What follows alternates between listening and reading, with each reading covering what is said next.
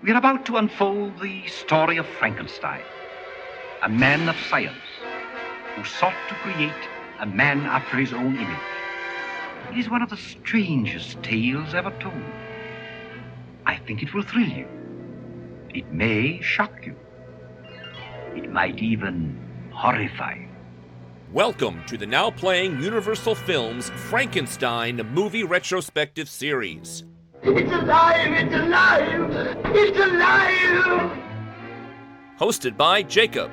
I'd hate to find him under my bed at night. Arnie. You think I'm mad? Perhaps I am. And Stuart. England's greatest sinner. This episode will contain detailed plot spoilers and strong language. So if any of you feel that you do not care to subject your nerves to such a strain, well, we've warned you. We hope you enjoy the show. To a new world of gods and monsters.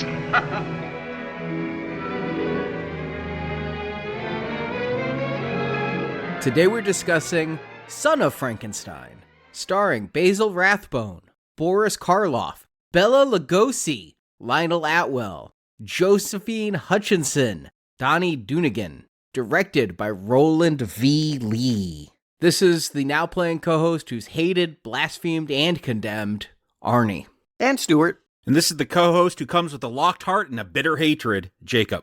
Okay, so Frankenstein, unassailable classic. Bride of Frankenstein, some people call the best Universal monster movie of all time. The Son does not get the same love. I think we can all agree that nobody here has heard much about Son of Frankenstein before. When we decided to do this retrospective, I knew there were more than 2 Frankenstein films, but I couldn't have told you how many, and I couldn't have told you any of the titles besides Frankenstein, Bride of Frankenstein, Abbott and Costello Meet Frankenstein. That's all. I didn't know there was a son of, I didn't know there was a ghost of. Yeah, I'm right there with you. Mm-hmm. But I do think this movie is significant for a couple reasons. It's important, if for no other reason than it's the reason why we have most Universal monster movies. Up to this point, Universal has only greenlit 7.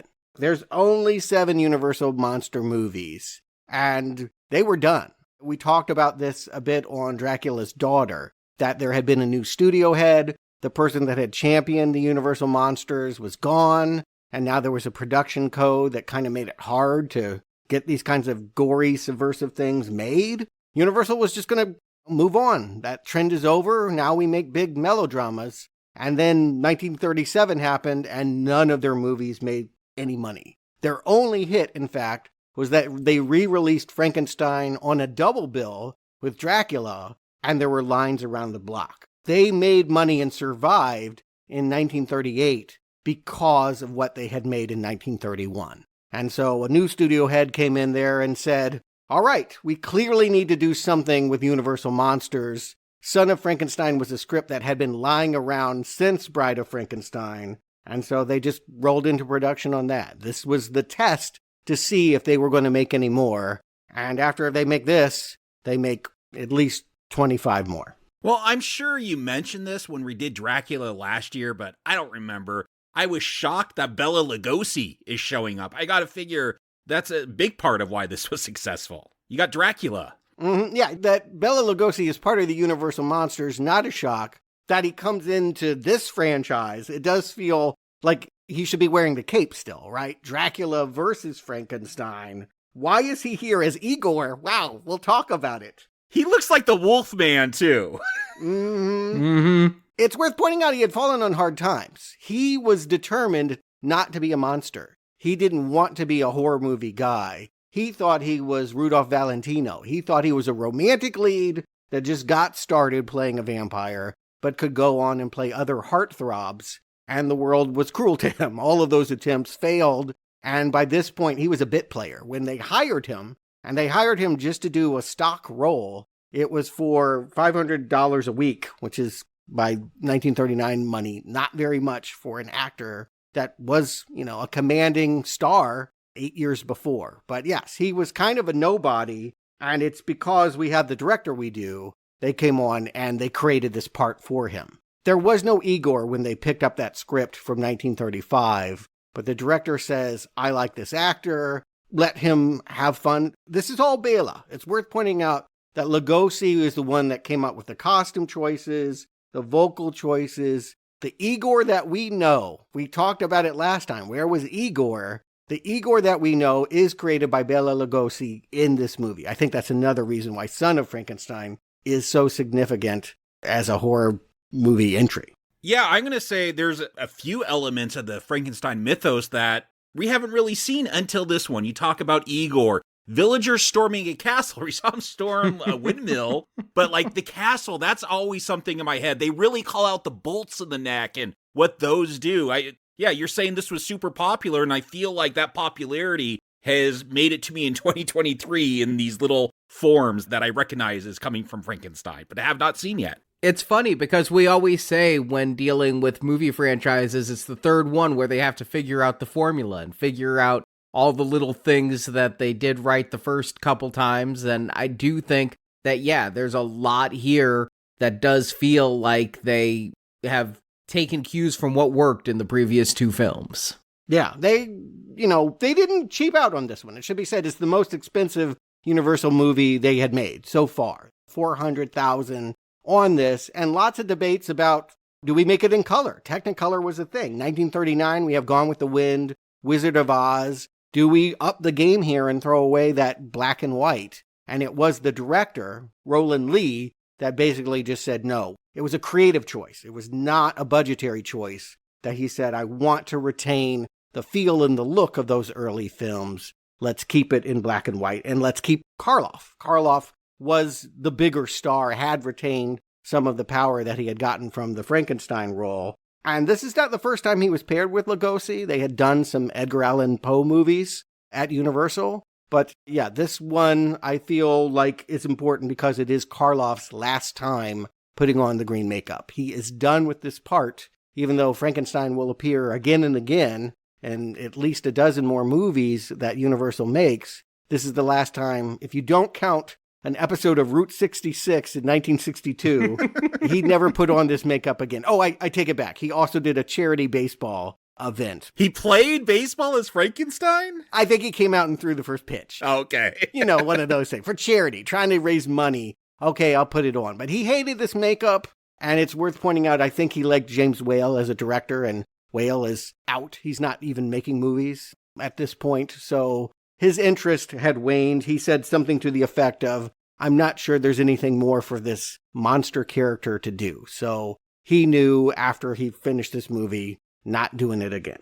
Well, of course not. He's killed for good in this one. I mean, we'll talk about it. That's why he's a ghost in the fourth one. Yeah, right. Yeah, you can't kill Frankenstein, but yes, what have they done in this installment? Arnie, why don't you set us up with a plot? We'll talk about it. It's been many years since the events of Bride of Frankenstein. Henry Frankenstein left the family castle and had a son. That son, Baron Wolf von Frankenstein, is now an adult with a wife and child of his own. He and his family are now moving back to the castle his father abandoned. But the Frankensteins are unwelcome in the town as the citizens there remember the massacre caused by Frankenstein's monster years before. Even the town's police inspector, Krogh, bears the scars as the monster ripped his arm off when he was but a young child. Wolf von Frankenstein hopes to rehabilitate his family name in the town, but he'll find that hard to do, for, living in his castle, is Ygor, played by Bela Lugosi. Ygor was a grave robber, hanged for the offense,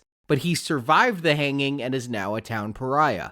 Ygor has been hiding a secret: Frankenstein's monster, still alive but comatose. Wolf von Frankenstein decides to continue his father's research and attempts to revive the monster using electricity and cosmic rays. He succeeds in bringing the monster back to consciousness, but the monster is subservient to Ygor, who uses the monster to get revenge on those who had him hanged. Inspector Krogh believes Frankenstein to be involved in these new murders. Frankenstein tries to convince Krogh that Ygor is the killer, but the inspector doesn't buy that lie. Frankenstein goes to kick Ygor out of the castle, but Ygor attacks the doctor. Frankenstein shoots and kills Ygor. The death of Ygor greatly upsets the monster. He kidnaps Frankenstein's young son, planning to throw the boy in the burning hot sulfur pits that just happen to be beneath Frankenstein's laboratory. Frankenstein and Krogh chase the monster, and Frankenstein knocks the monster into the sulfur pit, burning the creature to ash.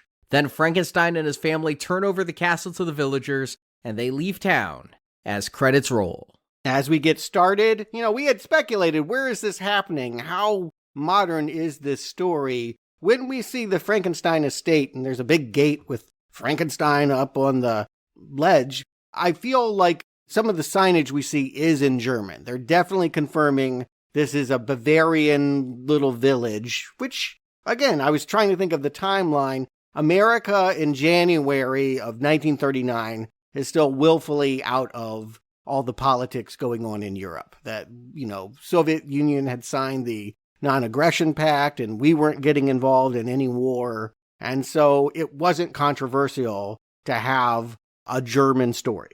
And I don't think any metaphor can be really read about what's going on here and Hitler. At least I can't find it. No, I don't think so. No. You got a real life timeline down. I'm trying to figure out the timeline of these films. Like, how long ago did Bride happen?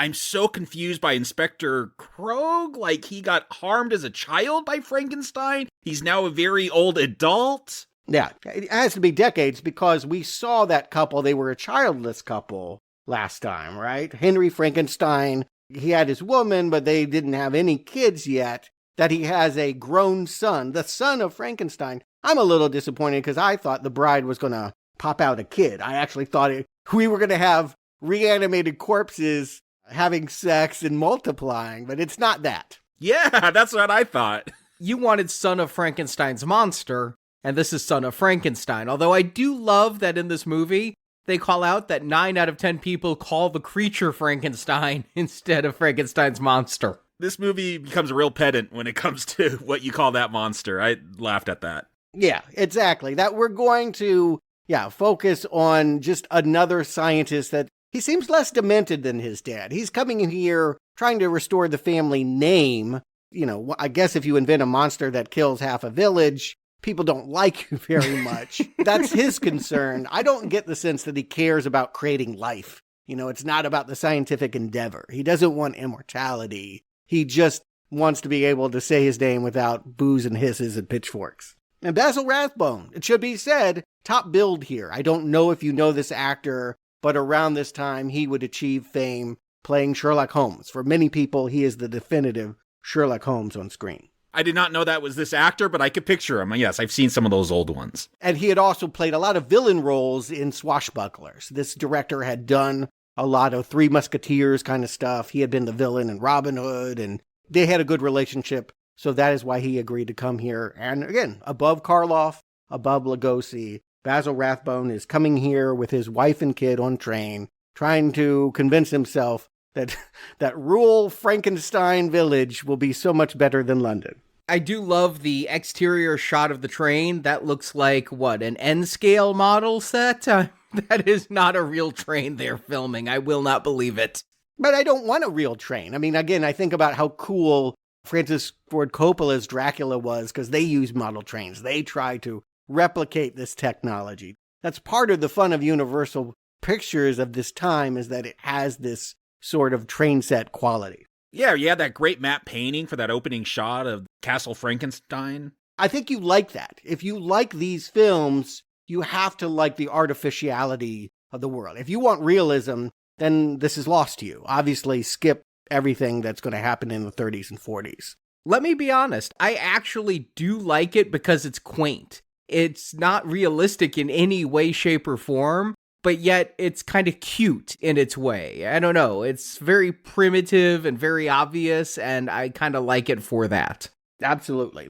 That's where I stand as well. And I think there are people nowadays, that Tim Burton and Michel Gondry, there are just directors that retain this. It is a valid style. It isn't just about, we didn't have the money, we didn't have the technology. It can be a really effective way of bringing you into a kind of story, creating atmosphere. Yeah, for sure. When you get some of these internal shots of the castle, it's very sparse, but their use of shadow, the way like a staircase will just cast that shadow on a wall, like it looks really great, gothic. It has that Halloween haunted house spooky vibe. Like, these aren't movies that are going to scare me and give me nightmares at night and afraid to close my eyes, but I'm going to have fun. There's going to be a monster, and yeah, we're going to have some good spooks in it. Yeah, the shadow you talk about, it really had almost a noir feel to it, the way they use shadow in this film. I was really impressed. I was watching this in high def, and it really had dark blacks and high contrast.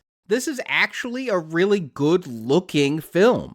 Yeah, and again, I want to stress, this is not a cheapie. They spent the most money they ever have on a monster movie on this movie. They really wanted it to succeed, and they put all, everything on the table to try and guarantee that this would be the hit that it proved to be in 1939. Universal had its biggest year, in part because this was such a big hit.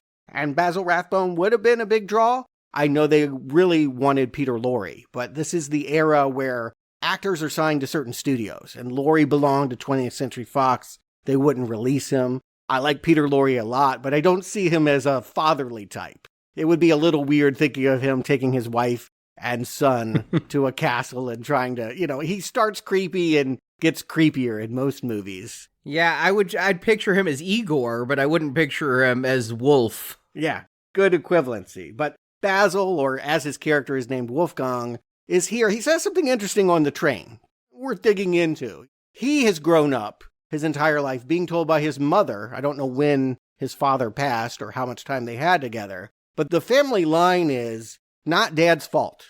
Dad did nothing wrong. Dad was a good guy, and it was the henchman that screwed everything up. Because he grabbed that abnormal criminal brain, that swap that we talked about in the first movie, that is the reason why everything went wrong. And this guy believes the henchman is the problem. He can fix this by showing how smart the Frankensteins are. I'm sorry, Dr. Frankenstein. You should be able to tell the difference between an abnormal and just a regular brain. Like, that doctor is at fault. I blame your dad a bit. I don't think he was really too specific. I mean, remember, it even had a handwritten label on the jar that said abnormal brain. I mean, yeah, you just had to be able to read at an 8th grade level. Abnormal. Pretty well marked there. But anyway, the town's not buying it either. It's worth saying, I love that they get there, and everyone in the village is like waiting there with a stone face. The line is, we come to meet you, not to greet you. We don't like that you're here, and you have a bad reputation that you think you can fix. And as he's talking about, I want to be friends, my dad was a good guy, the crowd is scattering, and the town council, as it were, they had been debating in the previous scene, they do what they have to do. There is a box of materials that they have agreed to give this man that contain all of the diary entries, all of the scientific notation about creating a monster. They give it to him and let him deal with it. They're done. Yeah, I guess the whole premise was Dad died, so the son's coming in here to get his inheritance, and they should have left this stuff out, burn all this stuff. I don't know what happened to the notes, but you can have the castle, just not the notes. I felt like that was in the debate. There was one guy that was like, I told Henry I'd give his son these notes, so I'm going to do that, even though we all know it contains that horrible experiment that we just hope son is not going to try to replicate. But there is one person in town who's nice, and that is that Inspector Krogh, and I took this as intentional comedy. When he comes in and he has this fake arm that he has to use his good arm to do, what it's taking me to is Dr. Strangelove. That's the only other time in movie history where I've seen somebody have an arm like this that they have to ratchet around with their good arm. And I know it's supposed to be a bit of a tragedy that Frankenstein's monster took his arm, but I do feel like there's some physical comedy going on here with this fake arm. Yeah, when you say your entire arm was ripped out, that's kind of funny. It's not like you lost a hand or something. The whole arm was ripped out of the socket. Mm-hmm. Yeah, a scene obviously not in Frankenstein. They've retconned all of this. No, there was no child getting his arm ripped off. That would have been horrifying. Yeah, you could have shown that. Even pre-code, I don't think you could have shown that in a movie, even if they had the effects work to do so. But yeah, no, I take this guy as comedy. He looks like a Nazi to me. There's everything about his suit and all of that. Yeah, the way he plays it. Yeah, he's friendly, but he's friendly in the way I'm here to protect you against the villagers that all want to come and kill you. I'm the thing standing between you and mob mentality. I might have been a general if I had both limbs. Yeah, there is something just kind of funny about the way the actor's playing it. And yeah, I do take him as sort of a lighter character. But he's serious about the fact that he doesn't think the drama is over, that he's the first to mention that there have been 6 unexplained deaths in town, and that there is a whole reason to believe the monster is not gone from this village. So he is the police force, so to speak, that is going to be on call to stop any Frankenstein monster appearances. And they've all died the same way? Their hearts have ruptured? I heard that. Yeah, help me understand these 6 deaths, because we're going to find out that these 6 were all 6 who were on the jury to hang Ygor.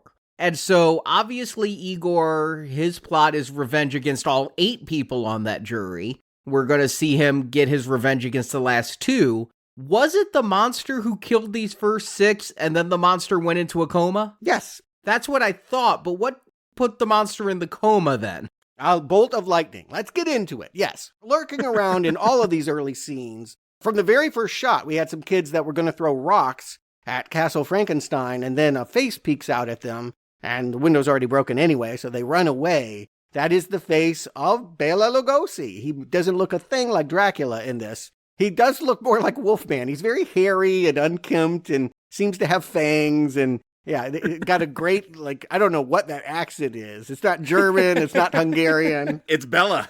It's caveman. I don't know what it is. But yes, he's lurking in the shadows. He sees the family moving in. He's peeking in from some kind of secret window slot in the wall as the boy, Peter, is being put to bed. And yeah, is peeking through the window when the father is toasting his father. There's a big oil painting of Henry Frankenstein, and he's committed to the fact that he's going to fix the family reputation. We see him lurking. What does he want?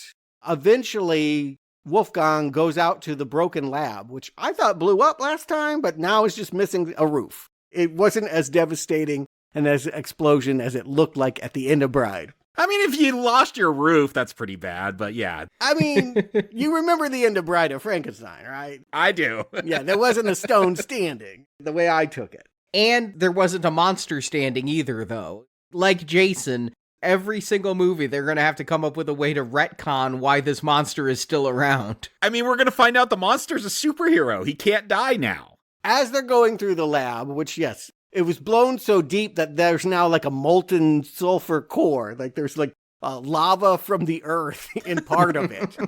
Later they're going to be like, isn't the lab too hot to work from? And the guy's like, no, I can handle the heat. And the smell. They talk about how bad the smell is. I mean, I don't know if you guys have ever smelled sulfur, but... Sulfur is bad, yes. Rotten eggs. Oh, awful. Yeah, I've definitely, sulfur springs, I bathed in them, and yeah, I'm familiar. Quaint, maybe you enjoy it, but I wouldn't want to work in those conditions. But let's just talk about it. So eventually, as this doctor is going through the old lab, a giant boulder falls, and there's Ygor. And I say, who?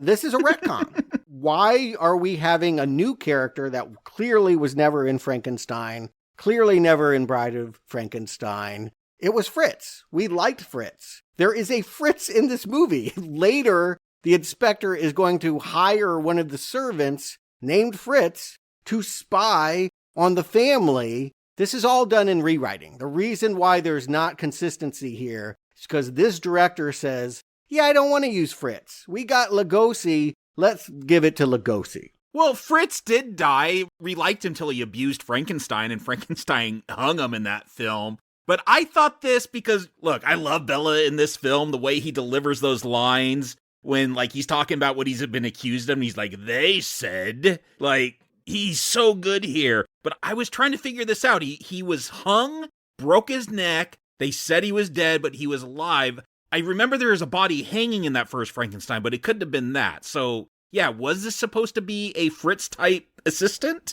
Keep in mind, movie continuity being what it was in the 30s. We didn't have... No VHSs. Yeah, no one had home libraries. Nobody could... I guess you could go watch in a revival house, the original. People did in 1938. But I don't know that people were tuned or cared enough to be like, this guy wasn't there. They know Lugosi. And as you say, Lugosi is a joy in this film. We wish, if only they could just have the digital technology to put him back in the 1931 film, it would make it better. Yes. The best thing about Son of Frankenstein is Ygor. And so that they've made it up. I think the director had the right instinct. This may not follow continuity, but this follows where I want to go. I like the fact that we had the henchman. Again, keep in mind, the son blames the henchman, not his father. The henchman that got the wrong brain and was, yes, the town vilified and hung from the gallows, survived a hanging. His neck broke, and he walks around.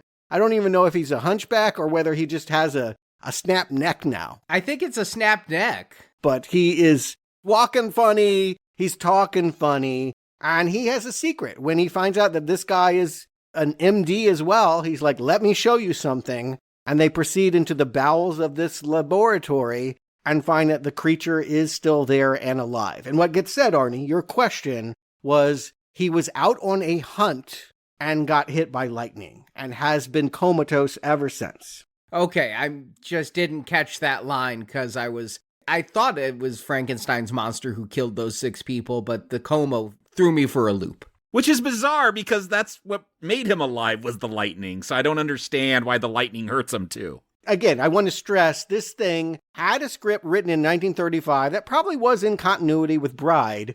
And then now we are 4 years later and a new director that doesn't care so much about continuity and isn't as campy. Just want to point out, doesn't have the same comedy vibes that James Whale had in both movies, particularly Bride. That campiness isn't really here. I don't think he's interested in replicating too much what the previous director had done. He likes Lugosi, and he wants Lugosi to go hog wild. And consequently, I do feel like this movie could be renamed Ygor, and probably would be more accurate for it. Ygor is the star of this. He is this horrible person that caused all the problems and is now baiting the new Son of Frankenstein to start up the experiment again and bring his friend alive. This line, I love this line. He, my friend, he does things for me. I was like, ooh, kinky. But what he's talking about, of course, is the murders. I'm glad our minds went to the same place with that.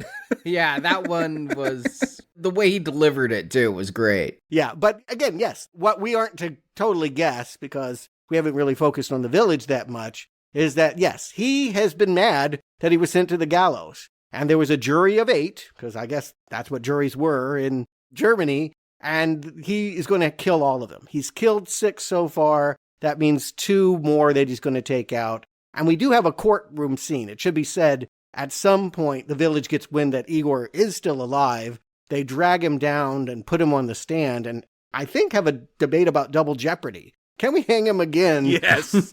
This stuff is good. Like, I don't know if this is intentional comedy, but I think this is humorous. Yeah, like, can we kill a dead man again? And then Bela just killing it, like spitting on him, go, oh, I cough. Like, yes. He is a joy in this film. The line is, bone gets caught in my throat. Well, he's got a broken neck, so that's the bone that's caught in his throat. I think this is intentional comedy. I'm laughing with this movie, not at this movie. And I'm surprised how good a time I'm having with it. I mean, this is the longest Frankenstein movie so far. I was kind of dreading that. And Bela is making it so fun. Yeah, but I just want to stress, if I'm giving credit where credit is due, I feel like what happened was the director says, I don't know, I don't love the script. Bela, what do you want to do? And all the reasons why we're laughing is because of Bela Lugosi. He is the one that was coming up with these one-liners. And again, the script, he was only supposed to do one little bit for 1 week. And they kept him on for almost the entire shoot of this movie. This is his film. Yeah, no, they kept him all the way to the end. And again, they were determined to release this movie Friday the 13th.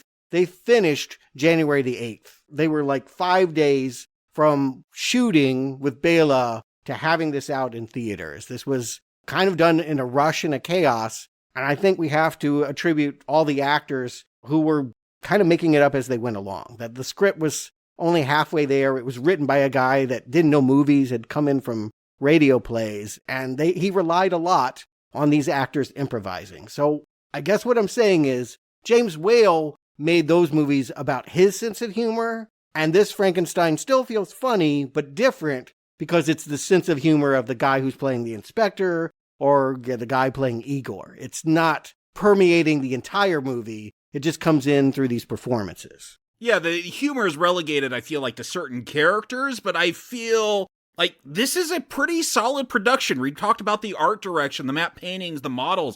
Like, I even want to compliment this little kid who played the son, Peter. Like, I thought he was a really good child actor. He had real Shirley Temple vibes. Like, when she was a little girl, I guess the only other big thing he did was the voice of young Bambi. When I looked up his credits, like, never really did anything. But, like, I'm surprised that, like, yeah, this feels like it should be a cheap cash in. And it feels like a legit movie where everyone is actually trying to make this entertaining. I agree with you mostly. I do find that child to be a little bit annoying. It's just his voice. Oh, I liked him. His voice really bothered me, but the kid does fine. It's just, he's awfully shrill.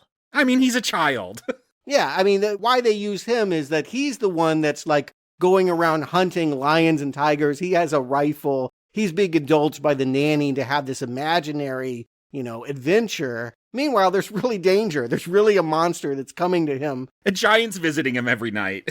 At night, that's coming through the wall. And, eventually that will become part of the plot. I do feel like the first half, all the setup is pretty good. I feel the length in the second half. I will just say there's a lot of going back and forth between the castle and the village. And you would have tightened all of this up if they had a finished script before they were starting to shoot the film. But because everything is more or less written the day of, I think you have a lot of overlap. I think you have things. This movie is the longest of all Frankenstein movies by a lot, by about 20 minutes. And it could use 15 minutes of pruning.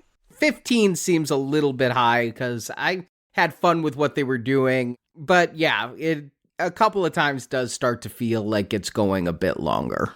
For me, whenever Ygor is not there, it's lagging. Yeah, a little bit of slowness to all of this. That supposedly, again, Son of Frankenstein, this is Basil Rathbone's movie, and by this point, he has committed to the project that Ygor has asked of him. He believes, and this is really dumb, crazy logic, if I just make another monster and it doesn't kill people, everyone will like me. That's totally going to work, right? The problem wasn't the lightning. Now that he's got like electrodes to zap the bolts, they don't actually have to wait for a thunderstorm and levitate him up into the air. They can just hook him up to machines and zap him this time. I don't think that was the problem. I love his explanation. He goes back. I mean, you guys say you didn't have to worry about continuity. I feel like there is quite a bit of continuity here. He's like, my father thought he was accessing something beyond the ultraviolet spectrum, which is what they were talking about in that technobabble. I mean, that's good continuity, but then I have to laugh because he's like, but it wasn't that. It was cosmic rays. I'm like, oh my God, he's making the Fantastic Four. Yeah, he beat Marvel to it. The idea that a different kind of electricity is the solution to what went wrong is to fundamentally misunderstand. And keep in mind, this wasn't a character that was there. He didn't see it go down. He's been told the henchman screwed up. My dad is a brilliant man. But yeah, he's really bought into the idea that if he just follows dad's assignment to the letter and adds these cosmic rays, it'll all go great. And we see a little bit of tension between Ygor and the butler. That there's this guy, Benson, that's brought in to kind of help take notation as the Frankenstein is getting to work on his monster and taking his blood pressure and all of that. We see that Ygor is already early on maybe calculating that he doesn't like this guy. And when Benson eventually feels like this is a bad assignment and that his master should tell the inspector, I think that is the reason why he gets added to the hit list. Because never forget, Ygor, once the zapping happens, it looks like at first the body just kind of lays there and smokes. Everyone thinks it's a failure. But that night, Peter talks about a giant coming into his room and giving him a storybook. They run to the lab. He's groaning. He's moaning again. They know they have a living Frankenstein again. Ygor doesn't want any more experimentations. And consequently, this is an interesting choice. This Frankenstein don't talk. We do not have the thoughtful, growing, becoming more human characterization of Bride from Boris Karloff. And I really wondered if we would when they bring him back. I just kept waiting. I was like on the edge of my seat waiting for him to say something like he did in that movie. But this is, a throwback to that first Frankenstein's monster who only talks in grunts and growls, which is let's face it, the more stereotypical Frankenstein impersonation. It is, and yet I will say I don't feel like Karloff is as good as he was in the previous two movies. That he needed something, and some of it maybe is the makeup. I don't feel like it looks the same. He's aged, of course, as well, but he doesn't wear it as well, and they've taken away his words. And I don't feel like he has too many scenes where he matters. He mostly lies on a slab for most of this movie, and every now and then he kind of reaches out like he's going to choke. Maybe I'm going to choke you, and then maybe I won't. Like, he has one moment in a mirror that I think is kind of a nice human moment, but I miss seeing Boris Karloff be able to give that kind of tragic performance. Yeah, this is mostly a Pied Piper deal when it comes to Frankenstein. Like, he's just reacting to music. Maybe that's continuity from the blind man playing his fiddle, and that soothed the beast. But yeah, what is his capacity for thought in this film? Because he doesn't do much unless Ygor's playing that flute, which I guess makes him kill people. Maybe because it's such an annoying flute. He just wants it to stop. Yes, I think any of us could be driven mad by a flute. And so Ygor, playing these tunes, it is funny. Again, I don't think it's James Whale funny. I don't think that this is a campy movie, but there is something funny about watching him pull out this old school pipe and start playing, and suddenly the monster is storming off. And, I think the first person that he kills is one of the guys from the courtroom that is driving by and spitting on the castle while he's in a carriage. I didn't catch his name, but this carriage driver will be choked, pulled off his ride, and then staged like he'll been run over. They make it look like an accidental killing. They're trying to hide the fact that, yes, this is another assassination. And that the monster knows to put the body in front of the wheels and run the body over that way. It's all about the notes that Ygor's playing. That's what's telling him to do that. Yeah, we can't begin to understand, I guess, the brilliance of this Ygor, the real mind, the real criminal mind. Even though they're all dying of ruptured hearts, like, do they see the monster and their heart just explodes out of fear? There's a lot of talk from Frankenstein in this one, like, he's not afraid of the natural world because he understands it. So, I always try to figure out this ruptured heart thing. Like, why go through the ruse of putting it under the wheels and all that if they're just going to find out, like, yeah, it's a monster death because it's a ruptured heart? I think... Well, I take it from the next death that we see that there's this guy, the eighth juror, Emil Lang, at least we have a name for this one. Yeah, he was in his shop. It's all done in silhouette. He's sitting by the fire, and the creature comes in, closes the blinds, and then just kind of, I don't know, he takes his fist and he pops him on the head. Would that blow up your internal organs? Did he hit him so hard that his heart popped? Maybe. I don't know. Is that how he killed everyone else? It's not how he killed the carriage driver, so... There's no consistency in any of this. They're limited by the fact that they're still under this production code restraint. They can't show blood spatter. They can't really make it look too violent. So they do tricks like this that it's as gory as it needs to be. Yeah, I don't know if I need gory Frankenstein. Like, this is fine. Yeah, I'm not expecting gore from a 1930s film. I'm not expecting gore from any of these Universal monster movies. So it's suiting me just fine. And I see what you're saying about Karloff's performance here, but when he's the monster out being monstrous, I'm enjoying that it's him under the makeup once again. I like that bit of continuity. Yeah, I guess I just don't feel like it is the same monster. It's a pretty anonymous performance. Yeah, this isn't that goth Frankenstein. This is very much a B-movie monster mash almost. This does feel like the Wolfman and Frankenstein hanging out, getting up to mischief or something. Here's what I think they needed. And maybe they were going to get it. And again, they ran out of time. I just want to say that they finished shooting and projected the movie around the country within the same week. So there wasn't a whole lot of room to come up with new ideas. But I wish we just had a few more scenes of Lugosi and Karloff, right? Like, they're friends. And so seeing how the emotional manipulation happened, seeing particularly why the creature wants the approval of this creepy man with the flute. Yeah, I think that would have helped. That would have been the tragedy, seeing how this little reanimated child was duped by someone with a very abnormal homicidal mind. But there is a lot of stuff. I feel like what we're talked about is more or less an hour of the movie, and there's still 30 more minutes to go. there's a lot with this inspector who should know better. He should know as these deaths are happening. And I think he does kind of know. The butler's missing. These people are turning up dead. And we know Ygor is still alive and playing the flute. We've had eyes on him and we can't put him at the crime scene. But they have enough to, bust this Frankenstein operation. And I don't feel like Wolfgang is doing a good job of keeping his composure. He's melting under the examination of this guy when he comes to dinner. Yeah, this is where there's a lot of stuff where, you could cut this, let's get to it. All this stuff about Benson and where's his body and here's his watch. Fritz, that he has a spy within the staff that they're going to report to him. Yeah, nothing happens. I think that, again, Fritz was the name of the henchman from the first one. I think the idea was to keep that consistency. And then when Bela just kept turning in week after week these great dailies, they're like, forget Fritz.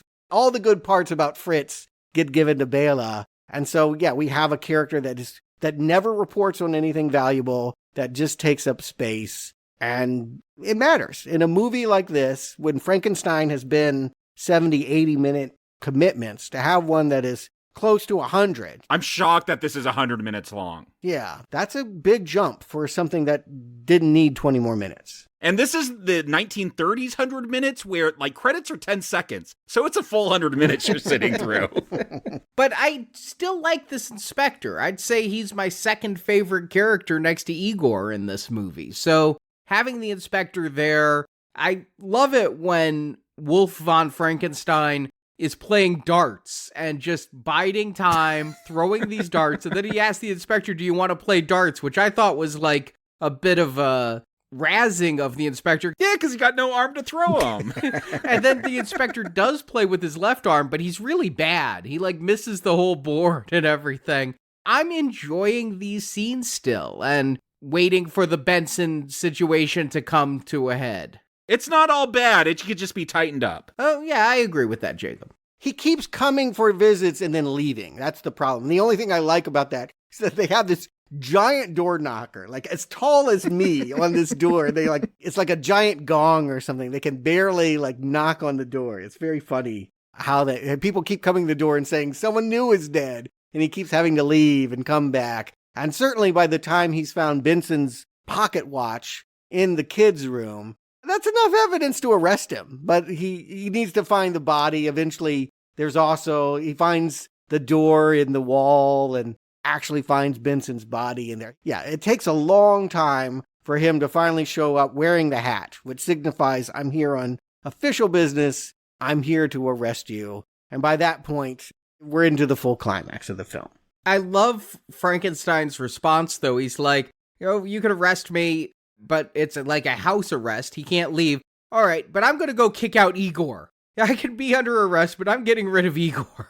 Yeah, not just kick out Ygor, shoot Ygor. He goes there. This is really the defining moment. And again, why I stress maybe you should have had some moments of friendship between Monster and Ygor. To kill Ygor and then to see Karloff's reaction to his friend lying there dead is what sets him into the rage. Up to this point, he's not killed by his own volition. Ygor is the murderer, and he's just the tool, the hypnotized innocent. But after this point, he is trying to kill, and even kill Peter. The little boy is going to become his target. He's going to throw Peter into the lava like he threw that little girl from the first film into the lake.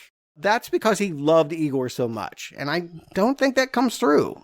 I took it as these guys were besties and had hung out in the castle together when nobody else was around. I got his anger, his rage, and his pain out of this. You get it, but you don't see it. The difference between inference and drama is the emotional response you have in watching something happen. I'll agree with that. I understood when he holds Peter over those sulfur pits, that's a revenge thing for his friend dying. But yeah, I would have liked scenes with them. This is going to sound silly. How does the monster feel about doing these killings? Does he like that flute music? There are things there is a buddy comedy I think you could have done with these two. And I think there's a lot of emotions and just human traits that you could explore with that weird team up.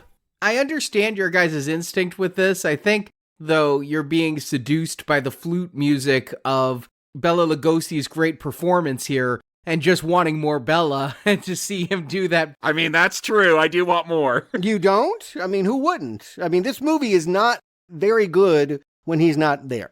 I will stress, yeah, I'll grant you, the Inspector's kind of fun. But I don't feel like the Son of Frankenstein, Basil Rathbone, is giving me much. No, I'll agree with that. If it's not the Inspector, if it's not Bela, or if it's not Boris, what few scenes Boris has on his own, yeah, my interest does wane a little bit. We haven't even mentioned the wife, but there's been lots of scenes in this very weird bedroom. For some reason, the beds are like at angular position, because some proverb was said about when there's loaves of bread, set the beds head to head or something like that. Yeah, they're head to head, like your heads touch when you sleep or something. It's so weird. I'm like, if you got a lot of bread, that you can feed a lot of mouths. You need to both be in the same bed. But well, no, it's what it is if the house is filled with dread, place the beds at head to head. Not if it's filled with bread. It's not like they had loaves and loaves. Oh, I thought it was abundance. I thought they were saying you're rich, you have bread,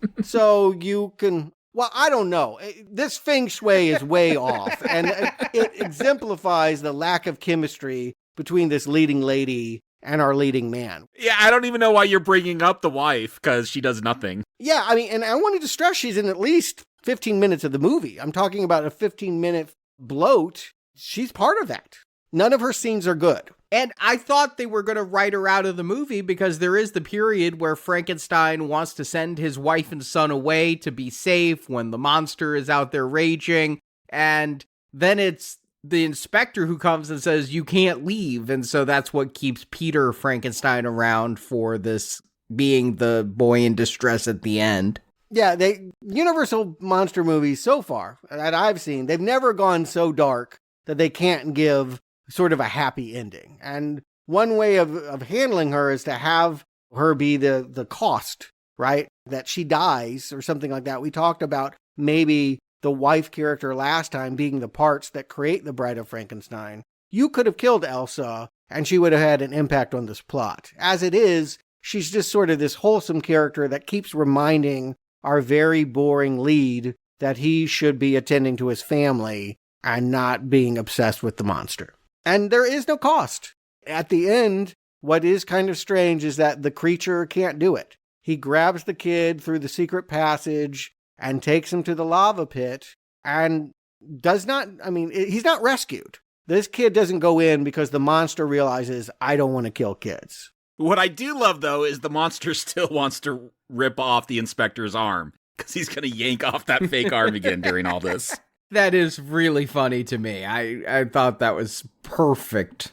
I mentioned that Roland Lee has done a lot of swashbucklers with Errol Flynn. You get that here in this ending, right? Like, he comes, like, I don't even know where this rope is, but he comes flying in on a rope to kick him into the lava and all of that. Like, this is a very Errol Flynn climax. And then he gets to go. Like, the inspector is going to allow this man, for all that he has done, and all the blood that is on his hands, and his family's legacy has not been restored, just let him leave town and leave me the deed to this cool castle. Maybe the villagers can do something better with it than your family has.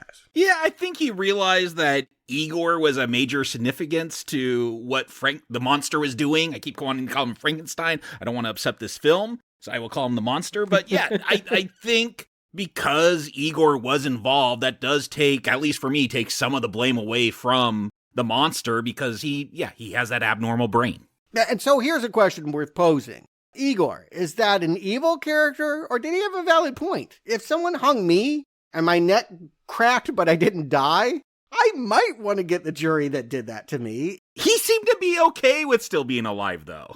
If he had killed the eighth guy, would he have kept going? Like, he killed Benson, the butler, which leads you to believe that there would have been new enemies to slay. But would the murders have stopped had the mob not come crashing at the gates? It feels like bad timing more than Ygor wanting more blood. No, Ygor would want, I don't know, a fresh loaf of bread or something to have Frankenstein kill the local baker so he could just take it. I feel like he would have really abused that power. I also agree that I think Ygor would have killed to keep the monster a secret, the same reason he killed Benson. I think that Ygor would have kept killing, and he was a grave robber who was sentenced to legally be killed. It's not like his revenge is against those who wronged him falsely. No, he really did break the law. He did his master's bidding. He didn't do anything that wasn't sanctioned by Henry Frankenstein. And Henry was able to leave and have a family life and presumably live to an older age. I just didn't take Ygor as Fritz. I didn't see them as the same character because so many years have passed. This was just another assistant that stole bodies too, and he got caught. Look, I'll give you this. Bela is a great monster, so yes, I guess we can just write it. The story works if you just say, no matter what, he would have used Frankenstein to keep killing, and this had to end. That it's heroic that both he has been shot dead and this monster has been thrown into the lava pit and will not be returning in Boris Karloff form again. That is a shame. But, I mean, he's dead for sure, right? I mean, again, I go back to Jason Voorhees, but we see the body burn up. They, linger on the shots of the body turning to ash. They're making damn sure there will not be any more Frankenstein's monster films. Obviously, I've already explained this is the litmus test, and you, of course, know we got another movie to review next week called Ghost of Frankenstein. So there's your out. Yeah, but it's his ghost. Yeah, right. He's just going to be a phantom walking through walls now. You made him even more powerful. So Jacob, Stuart, before we get to the ghost, do you recommend The Son of Frankenstein? Jacob. I wasn't looking forward to this one. I'm like, okay, by part 3, these old films, like the Dracula Universal ones, that was a real trudge to get through. Those were not great films. I liked the first 2 ones, but I'm like, number 3, this isn't going to do it. And then I saw Bela's name in those opening credits. I'm like, or is it? I got excited that he was here. And yeah, this film is all about Bela Lugosi. Without him, there is no recommending, I don't think, Son of Frankenstein, because just seeing the film and yeah, maybe what Stuart's saying is true is once he came on and they're like, oh yeah, this is the guy, let's revolve everything around this character. Yeah, that's a good instinct because without him, I don't know. It's not the greatest story. There's a couple other comedic characters that we've talked about and there's good, map paintings and trains and shadows and all that. But yeah, these characters are kind of boring, but Bela brings a real spice to this. With Frankenstein, who is not much, this isn't really Frankenstein, this is Ygor. You were right, Stuart, call this Ygor the movie, but I'm going to recommend it because, yeah, it's a lot of fun. It doesn't have the pathos and the gothic pining for death of those original Frankenstein films, but yeah, it's a B movie. It's a monster mash, and it's a good time, so watch this one. Stuart. Yeah, I definitely want to start by saying it's lesser than where we've been. Frankenstein is a bona fide classic, and a major reference point for the entire horror genre. It's foundational. It will always be historically important. And Bride was a surprisingly funny spoof of that really kind of pioneered camp films. And so Son is not pioneering anything. He's got a lot to learn from his parents. He's more meandering. This thing is longer. It doesn't have the comedy. It doesn't have the surprises. Again, my disappointment is that you call it Frankenstein, I'm looking at Boris Karloff. This is the least essential performance he'll be giving. Even more sad because it's the last time he'll give one. He deserved a swan song, and he gets left behind by a really great, amazing performance by Bela Lugosi. Yes, the reason to recommend this, the reason why I'm going to say this is still worth following is because, yeah, he's even better as Ygor than he was as Dracula. I will make that case.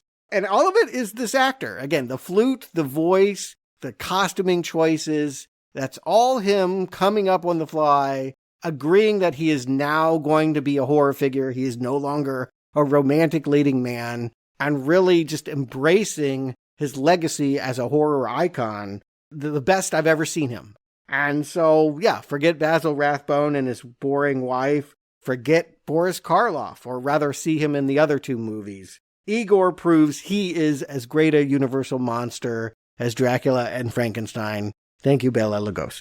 And I think I liked this movie even more than either of you. I did love the Bela Lugosi stuff. Don't get me wrong. I don't think it can be downplayed how good Bela Lugosi is as Ygor in this film. I mean, there's a reason why in Young Frankenstein, the assistant is not named Fritz. It's named Ygor. So I do love Bela Lugosi here, as you guys did, but I think I just enjoyed the overall atmosphere of this film more than you guys did. I enjoyed the non-Bela stuff more than you guys did. You know, I found myself into this film, and like you, Jacob, I wasn't looking forward to watching this one. I knew it was a lot longer than the others. I felt the last two films, while I've recommended both, they were very thin films. You know, there wasn't a lot there for me with them. I didn't get all the subtext of Bride, and so I really thought this one might just be a slog, and I was surprised how into it I got and how much fun I had watching all of it. So I actually like this one more than the original Frankenstein, despite that one being the bona fide classic. Okay, you do like it more than us then. Yeah, that's saying a lot that you think this is the best yet. No, I still think Bride's the best yet. But this is a close second and a solid recommend. Okay. Well, yeah, we're all on the same note. Yes, we're all hitting the same note of the flute. That go see this one. We command you. You're going to enjoy it more than you think. And a lot of it, I would say 80% of it, is because Bela Lugosi is even better as Ygor than Dracula. It's just so funny to me that this one is good, and yet I've never heard of Son of Frankenstein until we started looking at doing a Universal Monsters retrospective, and so I feel this is a lost one that people should go rediscover. I agree with you, Arnie. Like I said at the beginning, I feel like a lot of the key mythos is in this film introduced here, so this obviously made an impression on people. I agree. So far, they have all contributed to the franchise. Will that be true when we get to our last film we're covering, and at least this leg of Universal Monsters? Ghost of Frankenstein is what we're covering next week. It'll be 1942. Good news, Bela is back. It won't be Boris Karloff this time, but Bela's Ygor is back, and we will have Lon Chaney now putting on the makeup. So he is Frankenstein. We're not doing a ghost story. I literally don't know what to expect, but being that it's called Ghost of Frankenstein, and given how crazy some of those Dracula sequels went, I really thought it could just be a poltergeist. It might be. What do I know? But there's an actor putting on makeup, and we've seen him. The same guy that was son of Dracula is now going to be the ghostly form of Frankenstein. Also coming back this Friday, Axel Foley. I don't think he's coming back as a ghost. He's coming back as an ass kicker in the super slick, actioned up Beverly Hills Cop 2. Tony Scott directed film. They have a real director for this one and really changes the feel of the movie. Is it for the better? Is it for the worse? It certainly didn't break the blockbuster ground that the first film did, but it has its ardent fans too, so we will be reviewing that for our gold level donors this Friday. Hopefully you can join us because I had a great time with those shows, and I hope you guys have a great time listening to those shows. Martin Brest is a real director. I don't know where you get off dissing the Beverly Hills Cop 1 director. It's got a director this time. I mean, the guy made Best Picture nominated films. It's a name that us Gen Xers will recognize. But at the time, he was not a known director. Nobody expected him to pull a $200 million movie out with Eddie Murphy. Nobody had those expectations. With Beverly Hills Cop 2, now there's expectations, and they did try to get the first director back. That's worth saying. We'll talk about it on the show, but he chose not to come back. But they were going with a known quantity with the known franchise now, bringing in the guy who did Top Gun. Yeah, and I think you can tell that. I mean, again, join us this Friday, and you'll see, even though lots of things are repeated from that first movie, it definitely has a different charge to it, an action movie vibe to it that I think Tony Scott is his signature. So thank you for joining us for Now Playing. Jacob, Stuart, thank you for joining me for this review. Good night all, and pleasant dreams. Hold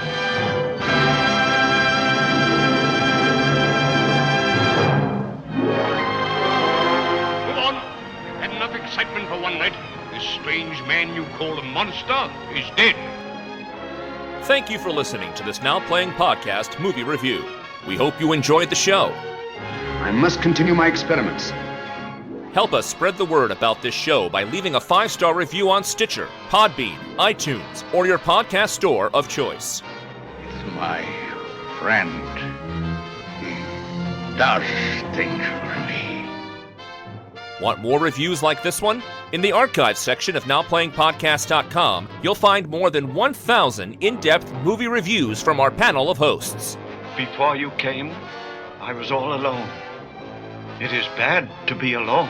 On our site, you can hear reviews for every installment in the world's biggest film franchises, including the Marvel Cinematic Universe, Star Wars, Spider-Man, Batman, X-Men, James Bond, Middle-earth, Jurassic Park, Fast and Furious, and Transformers.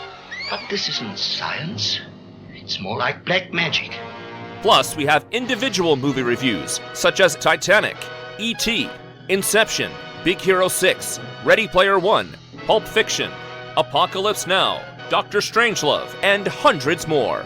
Your health will be ruined if you persist in this madness. And come back to NowPlayingPodcast.com next Tuesday for another all-new movie review podcast. We're going to explore something so foreign to us, we can't even imagine what it's going to be like.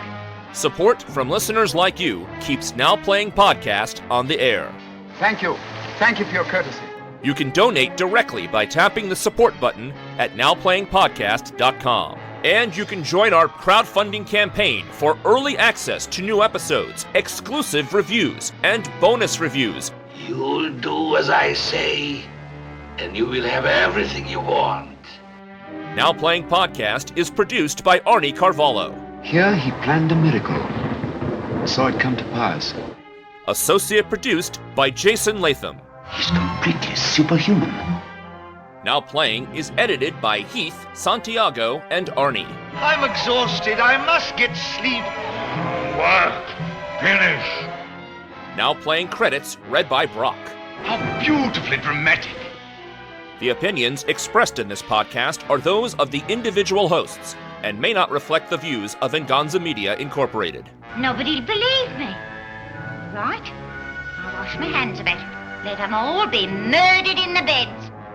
Venganza Media Incorporated is not affiliated with, and this podcast has not been prepared, approved, or licensed by any entity that created the film analyzed herein. All movie clips and music included in this podcast are the intellectual property of their respective copyright holders. They are included here for the purpose of review, and no infringement is intended. As long as you continue to live in this place, you're in danger. Now Playing Podcast is an exclusive trademark of and may not be used without the express written permission of Venganza Media Incorporated. You're speaking in riddles, Herr Inspector. Now Playing is a Venganza Media production, copyright 2024, and no part of this show may be reproduced, repurposed, or redistributed without the written permission of Venganza Media Incorporated. All rights reserved. We belong dead.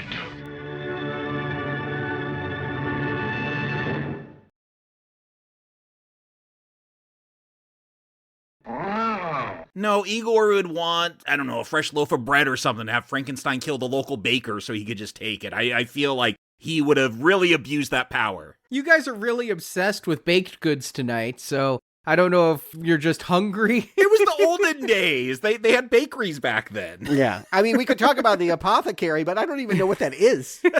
It was the pharmacy. Yeah. I also agree that I think Ygor would have killed to keep the monster a secret.